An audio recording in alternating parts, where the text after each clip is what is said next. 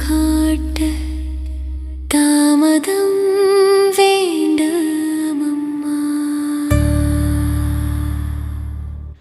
ஓம் அமிர்தேஸ்வரி நமஹ. ஓம் நம சிவாயா.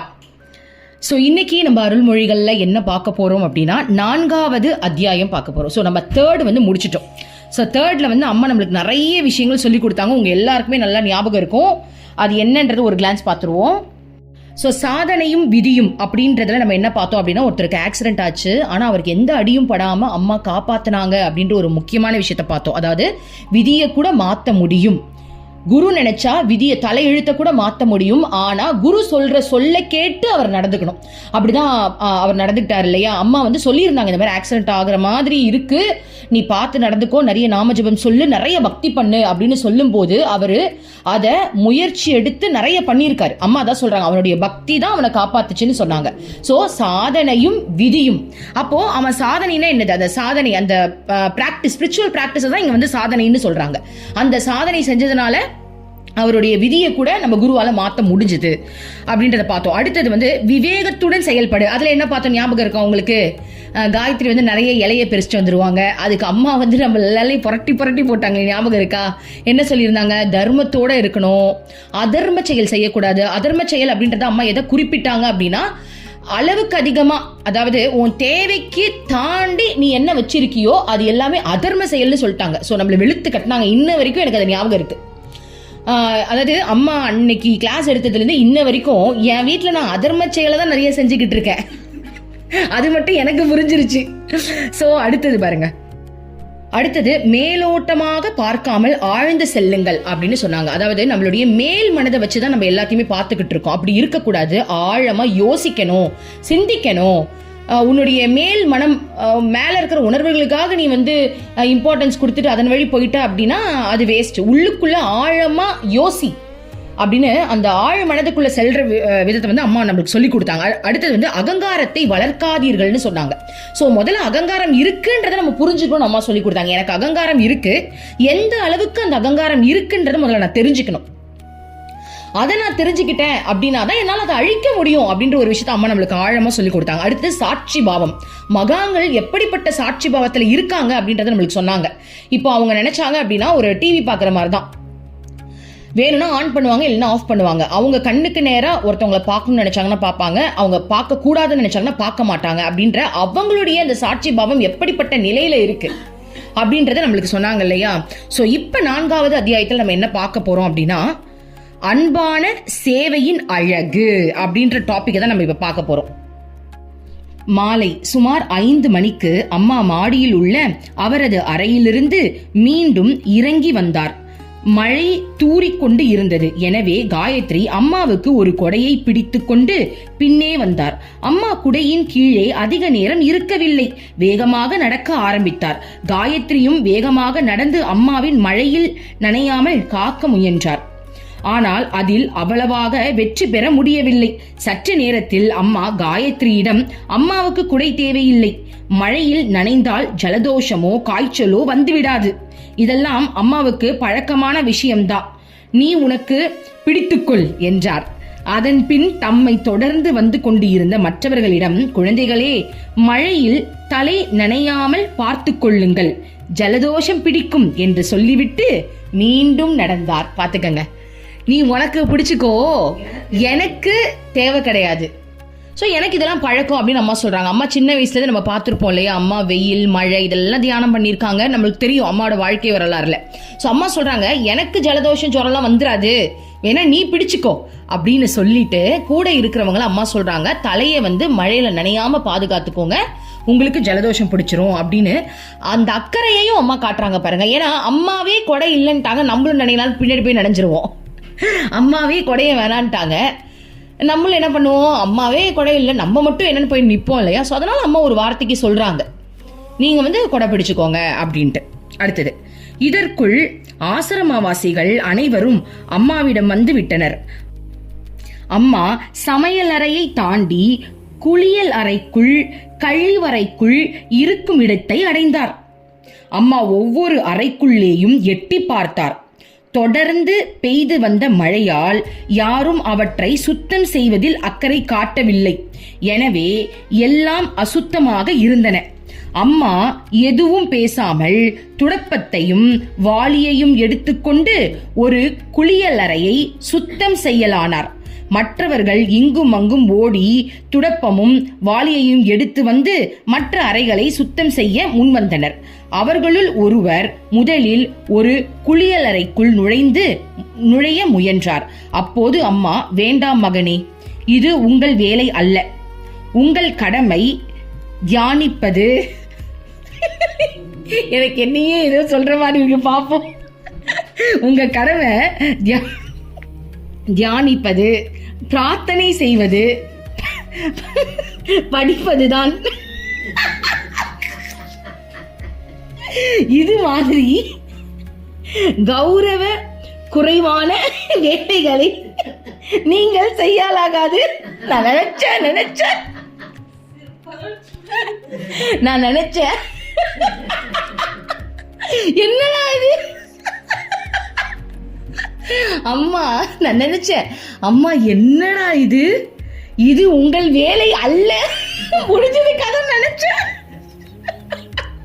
அம்மா என்ன சொல்றாங்க பாருங்களேன், தியானிப்பது, பிரார்த்தனை செய்வது, படிப்பதுதான் உங்களுடைய வேலை. இந்த மாதிரியான கௌரவ குறைவான வேலைகளை நீங்கள் செய்யலாகாது. இவைகளை அம்மா செய்து கொள்வேன். இது போன்ற வேலைகளை செய்து அம்மாவுக்கு பழக்கம் உண்டு. நீங்கள் எல்லாம் பெரிய நல்ல குடும்பத்திலிருந்து வந்த குழந்தைகள். இவ்வேலைகளை நீங்கள் செய்யக்கூடாது. இவை தியானிப்பது போன்றதாகும், பிரார்த்தனை செய்வது போன்றது அல்ல. இவைகளிலிருந்து மாறுபட்டவையாகும். தியானத்திற்கு மாறான எதிலும் நீங்கள் ஈடுபடலாகாது. அதாவது என்ன சொல்றாங்கன்னா, இங்க பாரு, நீ இதெல்லாம் செஞ்சிடாதீங்க, ஏன்னா இது செஞ்சுட்டீங்கன்னா தியானம் செஞ்சது மாதிரி ஆயிடும். ஏன்னா இதுக்கும் தியானத்துக்கும் சம்பந்தமே இல்லைல்ல, இதுக்கும் சேவைக்கும் சம்பந்தமே இல்லைல்ல, இதுக்கும் இறைவனுக்கும் சுத்தமா சம்பந்தம் இல்லையே. நீங்க எதுக்கு இதெல்லாம் செய்யணும்? செய்யவே வேணாம். எனக்கு என் அம்மா கழுவி ஊத்துற மாதிரி இருக்கு. ஏன்னா இன்னைக்கு காலை நான் வாக்கிங் போகும்போது பார்த்தேன், ஒரு காக்கா இறந்துருந்தது. ஆக்சுவலி நேத்தி அது இறந்துருந்தது ரோட்ல தான். நான் அதை ஆக்சுவலி தூக்கியே போடலை. எனக்கு தூக்கி எங்கே பயம் வந்துச்சு, தூக்கி போனால் பாம்பு வந்துருமா, இந்த சைடில் அந்த சைடில் நிறைய பாம்பு இருக்கும். எனக்கு என்ன பண்ணுறதுனே தெரியல, இது வரைக்கும் நம்ம பண்ணதில்லை. அதோட விட்டுட்டேன். இன்னைக்கு காலையில் பார்த்தா அதே இடத்துல அதே காக்கா ஸ்மெல் வேற வந்துருச்சு. நேத்தே நான் எடுக்கல, இன்னைக்கு நான் எப்படி எடுப்பேன் அப்படின்னு சொல்லிட்டு அதை வேடிக்கை பார்த்துட்டே தான் நான் பண்ணிட்டு இருந்தேன். நான் எனக்கு ஏனே தெரியல, அது வந்து ரொம்ப கேவலமான விஷயம் தான், நான் ஒத்துக்கிறேன். ரொம்ப தப்பான தவறான ஒரு விஷயம்தான். நான் அதை பண்ணவே இல்லை. நான் பண்ணியிருந்துருக்கணும். அம்மா என்னை செருப்பாலே அடிமா, நான் தப்பு பண்ணிட்டேம்மா. ஆக்சுவலி நான் அதை பண்ணியிருக்கணும், அதை நான் பண்ணவே இல்லை. எப்படி எடுக்கிறது, என்ன பண்றதுன்னு தெரியாம விட்டுட்டேன். இன்னைக்கு அம்மா என்னை கழுவி ஊத்துற மாதிரி இருக்கு. அதெல்லாம் பண்ணிடாத, அதெல்லாம் தியானம் பண்ணது கிடையாது. நீ அம்மா தப்பி தவறி கூட அதை பண்ணிடாத. ஏன்னா கடவுளுக்கு ஒன்று ரொம்ப பிடிச்சிருச்சுன்னா, தியானம் செஞ்சுட்டேனா, சேவையை செஞ்சுட்டேனா, நீ சொகுசா வாழதானே பூமிக்கு வந்திருக்க அப்படின்னு அம்மா என்னை நிக்க வச்சு கேட்கற மாதிரியே இருக்கு. இன்னைக்கே இப்ப போறேன், அம்மா அருள்மொழிகள் முடிச்சு நான் போய் தூக்கி போட்டு வரேம்மா, பண்றேன், நீ வேணா பாரு. அதை பண்ணிட்டு தான் மற்ற வேலையை நான் பார்க்க போறேன். நீங்கள் எல்லோரும் மாலை பஜனைக்காக குளித்து தூய்மையாக இருக்கின்றீர்கள். உங்கள் உடலை அசுத்தமாக்கி கொள்ள வேண்டாம், போய் தியானம் செய்யுங்கள் என்று கூறினார். யாரும் இங்க வராதீங்க, நீங்க போய் தியானம் செய்யுங்க. உங்களுக்கு தான் கடவுள் இருக்காங்களே, உங்களுக்கு எல்லாம் கூட்டி பெருக்கி கழுவி குப்பையை கொட்டுறதுக்கு. கடவுளே பார்த்து பாரு, உன்னை பெத்ததுக்கு எனக்கு எப்படி தெரியுமா இருக்கு, உன்னை பெத்ததுக்கு நீ என்ன அடையறதுக்கு போய் மூலையில உட்காந்து தியானம் பண்ணிக்கிட்டு, உன்னை பெத்ததுக்கு இந்த பிரபஞ்சத்தை கொடுத்ததுக்கு நீ பண்ணி வச்ச இந்த வேலைக்கு நானே சுத்தம் பண்ணிக்கிறேன்டான்ற மாதிரி இருக்கு. அம்மாவின் குரலில் பரிகாசம் தோணித்தது. இதை கேட்ட எல்லோரது முகமும் வெளிரி போயிற்று. நல்ல வேலை யாருக்கும் சிரிப்பு வரல போல் இருக்கு. என்ன மாதிரி சிரிச்சிருந்தா நிலைமை என்ன ஆயிருக்கும்? அம்மா என்ன பண்ணிருப்பா என்ன பார்த்து? அம்மா குளியலறை பக்கம் வந்த போதே தங்களுக்குள் இது ஒரு சோதனையான நேரம் என்பதை அனைவரும் அறிவர். தங்களுக்கு ஓர் அறிவுரை கண்டிப்புடன் புகட்டப்படும் என்பதையும் அறிவர். இப்போதோ அம்மா கூறியதன் தாக்கத்தால் இடியுண்ட நாகம் போல் அசையாது நின்றனர். சிலர் துடப்பத்துடன் நின்றனர், வேறு சிலர் வாளியுடன் நின்றனர். ஆனால் யாரும் குளியலறைக்குள் நுழைய துணிவில்லை. எல்லாம் நின்னாங்க, ஆனா குளியலறைக்குள்ள போறதுக்கே யாருக்கும் தைரியம் இல்லையாம். அம்மாவின் சொற்கள் அவர்களை கட்டி போட்டு விட்டன. தலையை குனிந்து நின்ற அனைவரது உள்ளத்திலும் அம்மா மறைமுகமாக குறிப்பிட்ட அறிவுரை ஆழ்ந்து பதிந்தது. மறைமுகமா என்ன அம்மா அறிவுரை சொன்னாங்க? நீ இதை கிளீன் பண்றதே தியானம் தான், நீ கடவுளை நினைச்சுக்கிட்டே இருக்கணும்ன்றது தியானம் அப்படின்றத தாண்டி நீ செய்யற இந்த செயலே தியானம் தான் சொல்றாங்க அம்மா. இந்த செயல் தியானம், இது ஒரு சேவை. உன்னுடைய கடமையை நீ சரியா செய்யறதே கடவுளுக்கு நீ செலுத்துற ஒரு மிகப்பெரிய பங்கு இல்லையா அப்படின்னு சொல்றாங்க. எல்லா அறைகளையும் அம்மாவே சுத்தம் செய்தார். அனைவரும் அதை பார்த்து கொண்டே இருந்தாரே தவிர யாரும் அசையவே இல்லை. வேறு ஒரு சந்தர்ப்பமாக இருந்தால் இப்படி ஆசிரமவாசிகள் அனைவரும் கையில் துடப்பமும் வாளியுமாக அசையாது நிற்க அம்மா அறைகளை சுத்தம் செய்து கொண்டு இருந்தது நல்ல வேடிக்கையாக இருந்திருக்கும். எல்லா அறைகளையும் சுத்தம் செய்த பின் அம்மா துடப்பத்தையும் வாளியையும் அவைகளை வைத்த இடத்தில் வைத்துவிட்டு ஒன்றும் பேசாமல் நடக்கலானார். காயத்ரிக்கு அம்மாவுடன் செல்ல விருப்பம் இருந்தது. ஆனால் அப்படி செல்ல பயந்தார். மழை இன்னும் தூறிக்கொண்டே இருந்தது. அம்மா ஆசிரமத்தில் ஓரத்திற்கு சென்று ஈர மணலில் படுத்தார். அம்மா படுப்பதற்காக காத்திருந்தது போல் தூறல் மழையாக மாறியது. ஐயோ பாருங்க, அம்மா தூறுறது. ஆனா அம்மா ஒரு மண் தரையில படுக்கிறாங்க, மணல்ல, ஈரமான மணல்ல. அம்மா நீ படு உன் மேல பாயிரன்ற மாதிரி அந்த மழை பிச்சுக்கிட்டு அடிக்குதான் பாருங்க. அந்த நேரத்துல மழை அதிகமா வர பெய்யுது. ஆசிரமவாசிகள் ஒவ்வொருவரும் அம்மாவின் பாதங்களில் விழுந்து வணங்கி தங்கள் தவறுக்கு மன்னிப்பு கேட்க நினைத்தனர். தாங்கள் செய்த பிழைக்காக அம்மா தம்மை வருத்தி கொள்ள வேண்டாம் என்று கூற நினைத்தனர். ஆனால் அம்மாவின் அருகில் செல்ல யாருக்கும் தைரியம் வரவில்லை. ஆமா, இப்பெல்லாம் பண்ண எப்படிமா தைரியம் வரும்? நேர்ல பார்த்தாலே பக்குன்னு இருக்கு. அம்மா பர்மிஷன் கொடுக்காம நம்மளால அம்மா கிட்ட பேசவே முடியாது தெரியுமா? அந்த தர்ஷன் நார்மல் டைம்ல போகும்போது கூட அம்மா பேசினாதான் அம்மா நம்மளுக்கு ஒரு தைரியத்தை கொடுப்பாங்க உள்ளுக்குள்ள. அப்பதான் நம்மளால பேச முடியும், இல்லனா அதுக்கே வாய் வராது. அம்மா இப்படிப்பட்ட முகபாவனை காட்டினா எப்படி இருக்கும்? ஐயோப்பா, நினைச்சாலே பக்கு பக்குன்னு இருக்கே. மழை பெருமழையாக பொழிந்தது. அம்மா சற்றும் அசையவில்லை. அவர் நன்றாக நனைந்து விட்டார். ஆசிரமவாசிகளுக்கு என்ன செய்வது என்றே புரியவில்லை. இந்நிலையில் தனது உணர்ச்சிகளை மேலும் கட்டுப்படுத்த இயலாத பிரம்மச்சாரி ஒருவர் அம்மா என்று கூவியபடியே அம்மாவை நோக்கி ஓடலானார். இதற்காகவே காத்திருந்தவர் போல் மற்றவர்கள் அனைவரும் ஏக்க குரலில் அம்மா என்று சோகம் ததும்ப அலறி அடித்தபடியே அம்மாவை நோக்கி ஓடினர். எல்லோரும் அழுது புலம்பியபடி அம்மாவிடம் மன்னிப்பை வேண்டி நின்றனர். ஆனால் அம்மாவோ ஓசை ஒலிகளுக்கெல்லாம் அப்பாற்பட்ட சமாதி நிலையில் ஆழ்ந்திருந்தார்.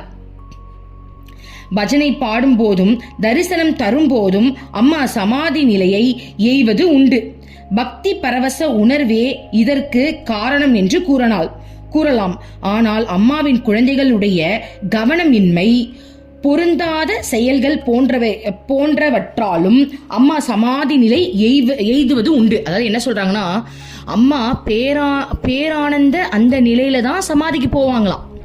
அது மட்டும் இல்லையா, எப்ப தன்னுடைய சீடர்கள் சரியா நடந்துக்கலையோ அந்த ஒரு வருத்த உணர்வு இருக்குல்ல, தான் குழந்தைங்க இப்படி இருக்காங்களே, அந்த என்ன ஓட்டம் அம்மாக்கு தெரியாதா என்ன? நான் ஏன் துடைக்கணும், நீ ஏன் கழுவணும், நான் போறேன், இப்பெல்லாம் கண்டிப்பா யாராவது நினைச்சிருப்பாங்க. சோ அதனால கூட அம்மா சமாதி நிலைக்கு போயிடுவாங்களாம். நான் என்னடா பிரோஜனம், உங்களுக்கு சொல்லி கொடுத்து என்ன பிரோஜனம் அப்படின்ற மாதிரி தானே இருக்குது இல்ல. இவ்வாறு ஏற்படும் சமாதி நிலை ஏனோ ஆழ்ந்ததாகவும் நீடித்ததாகவும் இருப்பது உண்டு. 1979 ஆண்டு அம்மாவின் 2 இளைய சகோதரர்கள் எதற்காகவோ சண்டையிட்டனர். அம்மா அவர்களை சமாதானப்படுத்த முயன்றார். ஆனால் அவர்களுக்கு இடையே நிகழ்ந்த வாக்குவாதம் கட்டுப்படவே இல்லை. இந்நிலையில் அம்மா வீட்டு பூஜை அறைக்குள் சென்று ஒரு மூலையில் அமர்ந்தார். சமாதி நிலையை எய்தினார். மணிக்கணக்காக அவரது உடல் அசையவே இல்லை. சுவாசம் நிகழ்வதற்கான அறிகுறியே இல்லை. அம்மா பூஜை அறையில் இருந்து ஒரு நாள் முழுவதும் வெளியே வரவே இல்லை. இன்று ஏற்பட்ட சமாதி நிலையும் அப்படிப்பட்டதாக இருக்குமோ என்று எல்லோரும் கவலைப்பட்டனர். சிலர் குடையை எடுத்து வந்தனர். ஆனால் பெய்த பெரிய மழையில் இருந்து அக்குடையால் அம்மாவை நினைக்காமல் காக்க முடியவில்லை. 15 நிமிடங்கள் கழித்து விட்டன. அம்மாவிடம் அசைவேதும் இல்லை. ஆவலும் அச்சமும் அனைவரது இதயத்தையும் தழுவிக்கொண்டன. அம்மா எப்போதும் சமாதி நிலையிலிருந்து உலக உணர்வை பெறுவார். பெருமழை அம்மாவுக்கு நோயை உண்டாக்கி விடக்கூடாதே என்றெல்லாம் அவர்கள் கவலைப்பட்டனர். மற்றவர்களும் மழையில் சொட்ட சொட்ட நனைந்து விட்டனர். இறுதியாக அம்மாவை அவரது அறைக்கு சுமந்து செல்வது என்று முடிவெடுத்தார்கள். காயத்ரி வேறு சில பெண்மணிகளின் துணையுடன் அம்மாவை சுமந்து சென்றார். சில பிரம்மச்சாரிகள் தொடர்ந்து நாமஜபம் செய்தனர். அம்மாவின் ஈர உடலை மாற்றி அவரை துடைத்துவிட்ட பிறகு காயத்ரியும் குஞ்சிமோலும் மற்றும் சில பெண்டீர்களும் அம்மாவின் உடலை மென்மையாக பிடித்து விட்டனர். இந்நிலையில் சில பிரம்மச்சாரிகள் அம்மாவின் அறைக்குள் வந்து ஜபிக்க ஆரம்பித்தார். பிரம்மச்சாரி உணர்வில் மூழ்கியவராக ஆதிசங்கரர் அருளிய சில ஸ்தோத்திரங்களை பாடினார். ஒரு பிரம்மச்சாரியிடம் அம்மா தமது சமாதி நிலை வெகு நேரம் நீடித்தால் என்ன செய்ய வேண்டும் என்பதை கூறியிருந்தார். அந்த பிரம்மச்சாரி இடையிலேயே அம்மாவின் பாதங்களை தொட்டு பார்த்து கொண்டிருந்தார். அம்மா கூறியதையெல்லாம் அந்த பிரம்மச்சாரி மற்றவர்களுக்கு சொல்லவில்லை. என்றாலும் அம்மா ஒரு முறை என்னிடம் அவரது சமாதி நிலை அரை மணி நேரத்திற்கு மேல் நீடித்தால் எச்சரிக்கையுடன் இருக்க வேண்டும் என்று சொன்னார். அம்மாவுக்கு உலக நினைவு திரும்பும் வரை நாம் இடைவிடாது நாமாவளிகளை பாடவோ மந்திரம் செய்யவோ வேண்டும் என்று அம்மா கூறியிருக்கிறார் என்பதை மட்டும் தெரிவித்தார். இம்முறை அம்மாவின் சமாதி நிலை 2 மணி நேரம் நீடித்தது. யோப்பா கிருஷ்ணா! சுமார் 7:30 மணிக்கு அம்மா உலக உணர்வை பெற்றார். அவரது விழிகள் இமைக்கவில்லை, உடல் அசையவில்லை. காயத்ரியும் குஞ்சிமோலும் மற்ற பெண்களும் அம்மாவின் உடலை தடவி விடுவதையும் பிடித்து விடுவதையும் தொடர்ந்தார்கள். கோவிலில் வராண்டாவிலிருந்து மாலை பஜனையில் ஒலி கேட்டது. அம்மாவின் விழிகள் அசைந்தன. ஆனால் அவர் இன்னும் பூரணமான உலக உணர்வை பெற்றதாக தெரியவில்லை. பிரம்மச்சாரிகள் மந்திர ஜபத்தை நிறைவு செய்தனர். அம்மா அனைவரையும் அறையிலிருந்து வெளியேறுமாறு கையை அசைத்தார். காயத்ரியும் குஞ்சிமோலையும் தவிர மற்றவர்கள் எல்லோரும் வெளியேறினர். அறை கதவு மூடப்பட்டன. பிரம்மச்சாரிகளில் சிலர் அறைக்கு வெளியே காத்திருக்க நினைத்தனர்.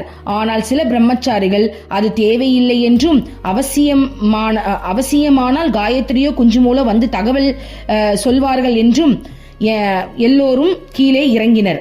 அம்மாவை அறைக்குள் கொண்டு சென்ற சில நிமிடங்களில் மழை குறைந்தது. அதன் பின் சற்று நேரத்தில் ஆகாயத்திலிருந்து மேகங்களும் கலைந்து விட்டன.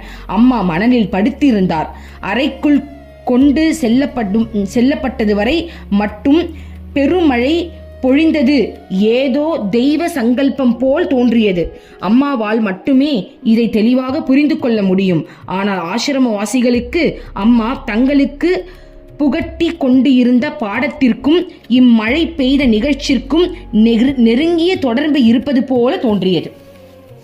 அதாவது இதெல்லாம் எப்போ பண்ணியிருக்காங்கன்னு பார்த்தீங்கன்னா 1980s அம்மா பண்ணியிருக்காங்க. ஏன்னா அப்போ அம்மாவுக்கு எத்தனை சீடர்கள் இருந்தாங்க? மூத்த சீடர்கள். சும்மா இப்ப இருக்கிற மாதிரி இல்ல, நிறைய பேர்லாம் இல்ல, மூத்த சீடர்கள். அவங்கள பக்குவப்படுத்துறதுக்கு அம்மா இறங்கி வேலை செஞ்சிருக்காங்க பாருங்க.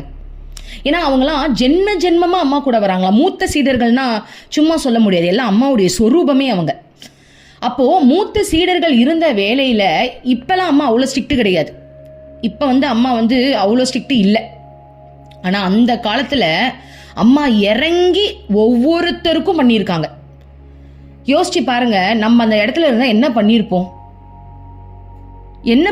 இப்பெல்லாம் நான் அம்மா கிட்ட எப்படிலாம் பேசுறேன். நான் அந்த டைம்ல அம்மா கூட இருந்திருந்தேன்னா இந்த மாதிரி எனக்கு பேச்சு கூட வந்திருக்காது, எனக்கு பயம்தான் வந்திருக்கும். இன்னும் கேட்டா மூத்த சீடர்கள்ல நிறைய பேர் ஸ்டில் அம்மாவுடைய கோவத்துக்கு பயப்படுறாங்கன்னு நான் நினைக்கிறேன். நான் பார்த்த வரைக்கும் சொல்றேன்.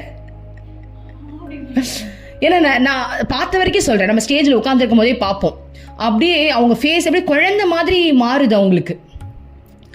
அந்த அளவுக்கு அம்மா வந்து அவங்கள வேற லெவல்ல செதுக்கியிருக்காங்கன்னு தான் சொல்லணும். பாருங்க எப்படிலாம் பண்ணியிருக்காங்க பாருங்களேன். எனக்கே அப்படியே அரண்டு போன மாதிரி இருக்கு. நான்லாம் என்னத்த பக்தி பண்றேன்னு இருக்கு இதெல்லாம் கேட்கும் போது. ஐயோ கிருஷ்ணா, நாளுக்கு நாள் அருள்மொழிகள் மூலமா நம்ம வந்து நிறைய விஷயம் கத்துக்கிறோம். ஆனா இதெல்லாம் நம்ம எப்படியாவது ஃபாலோ பண்ணணும். ஆனா பண்றோமா அப்படின்னு ஒரு டவுட்டே வர மாதிரி இருக்கு. என்ன பண்றதுனே தெரியலன்ற மாதிரி ஒரு ஃபீல் வருது எனக்கு. உங்களுக்குலாம் எப்படி இருக்கு? ஓகேடா, இதோட இந்த இது முடியுது. அடுத்தது வந்து அன்பான சேவையின் அழகு அப்படின்னு சொல்லிட்டு புதுசா ஒரு டாபிக் இருக்கு. ஸோ அதை நம்ம அப்புறமா பார்ப்போம். இப்போ இதை பத்தி நம்ம யோசிச்சு பார்ப்போமே. பாருங்க, பாத்ரூம் கழுவுல, மழை பெஞ்சிருக்கு, அவங்க கழுவுல. ஆனா அதையே அம்மா வந்து, நீ எப்படி உனக்கு அந்த பொறுப்பு இல்லாம போச்சு, இது இறைவன் இருக்கிற இடமாச்சு, நீ எப்படி அதை நினைக்காம விட்ட, அதுக்கு தான் நீ பூமிக்கு வந்தியா, ஒரு நிமிஷம் விடாம விழிப்புணர்வோட இருக்கணும்ல, நீ ஏன் செய்யாம விட்ட. அது அம்மா வந்து அவங்களுக்கு பாடம் புகட்டுறது வந்து சும்மா வாயால சொல்லல. பாருங்க, அம்மாவை வருத்திக்கிட்டா அவங்களால தாங்க முடியாது. அவங்களுக்கு அதுதான் பனிஷ்மெண்ட். அம்மா ஆல்ரெடி நிறைய வாட்டி அதை பண்ணியிருக்காங்களே. சாப்பிடாம இருப்பாங்க, தியானத்துக்கு யாராவது வரல அப்படின்னா 2 நாள் அம்மா சாப்பிடாம இருப்பாங்க. ஏன்னா அவங்களுக்கு அம்மாவுக்கு ஏதாவதுன்னா அவங்களால தாங்க முடியாது.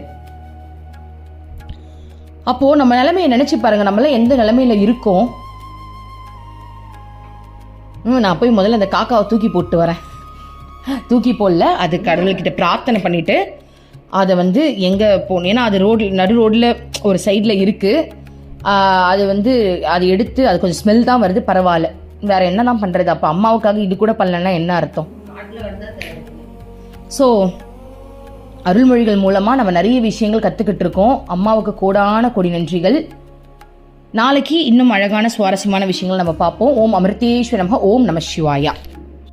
மனமே உனக்கு சொந்தம், ஒருவரும் இல்லை என்ற உண்மையை ஒரு நாளும் நீ மறந்திடாதே.